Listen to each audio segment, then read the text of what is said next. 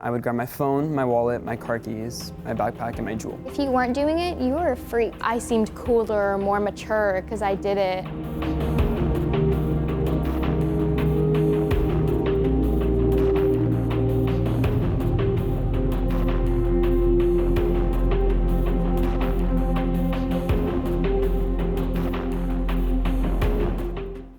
I started vaping and juuling when I was 14. I was a freshman in high school. All my friends were doing it. It was on social media everywhere, basically. I was probably 13 or 14 years old, and I remember seeing this and being like, oh my God, why do you have that at school? As time went by, I became more normalized to it. My friend, she was like sucking on what I thought was a USB, and she was like, oh, it's like flavored water vapor. It's like so good, you have to try this, you have to try this.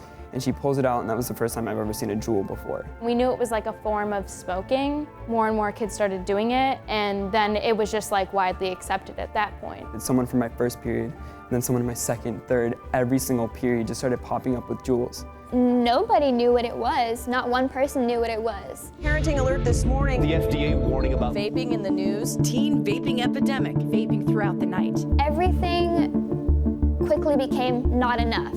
I had to keep hitting it because I'd built so much resistance up to it. I was so addicted that I couldn't quit, so I asked my other friend to buy me cigarettes. And I got sucked into the same trap as the rest of my classmates. So about 2 months ago, I woke up feeling pain on the right side of my chest. So I started having really bad heart palpitations, and I couldnn't breathe. We ended up going to an urgent care. I was admitted, and they told me that they thought I had a form of a diffused lipoid pneumonia. It felt like I was having a heart attack. A team of surgeons just rushed into the room. One grabs my arm, the other one puts an oxygen mask on my face. Immediately, I saw the surgeon, the lead surgeon above me, just saying, your lung has collapsed and we have to rush you into surgery this moment. They had to put a tube in the right side of my chest in order to reinflate my lung, praying that everything was gonna be okay. And the panic attacks got so severe to a point where I sat down and I wrote out all of my funeral plans to the casket color, to the songs and the pallbearers, because I thought I was going to die from this. I ended up being the first confirmed case of vaping-related illness in the state of Colorado.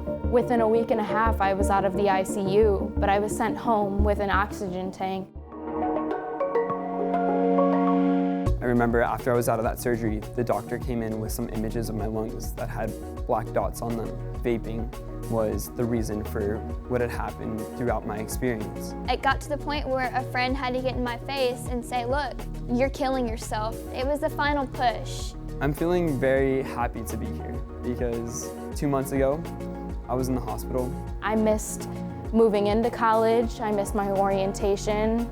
I missed so many important milestones in my life, and it's all because of vaping. All the stuff that I had been doing for a couple years prior was silently killing me, and I had no idea.